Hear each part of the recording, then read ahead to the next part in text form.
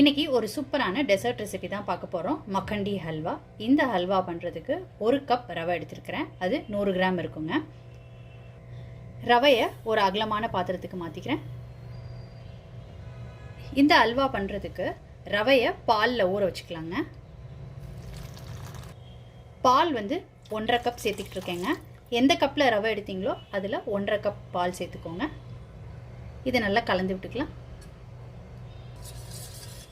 இது நல்லா மிக்ஸ் பண்ணியாச்சு. இதை ஒரு 10 நிமிஷம் ஊற வச்சு எடுத்துக்கலாம்.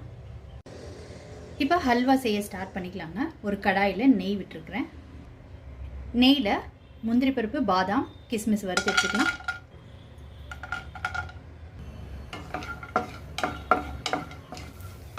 வறுத்ததை ஒரு பிளேட்டுக்கு மாற்றிக்கலாம். கடாயில் திரும்ப 2 டேபிள் ஸ்பூன் நெய் சேர்த்துக்கிறேன். இந்த நெய்யில் சுகர் சேர்த்துக்கிறேங்க. 50 கிராமு. நான் 50 கிராம்ஸ் சேர்த்துருக்குறேங்க. நீங்கள் உங்கள் ஸ்வீட்டுக்கு ஏற்ப கூட குறைச்சி பார்த்து சேர்த்துக்கோங்க. சர்க்கரை நல்லா கரையட்டுங்க. கரைஞ்சி கலர் மாறணும்.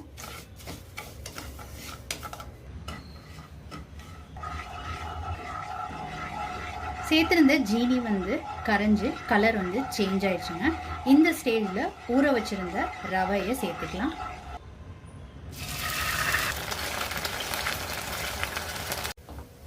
இந்த ரெசிபிக்கு நெய் கொஞ்சம் அதிகமாக தேவைப்படுங்க.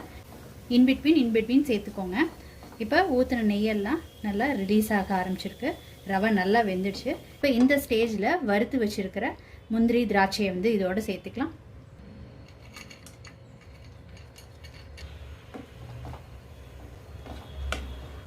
நல்லா கலந்து விட்டுட்டாச்சு. இப்போ இறக்கிடுறாங்க.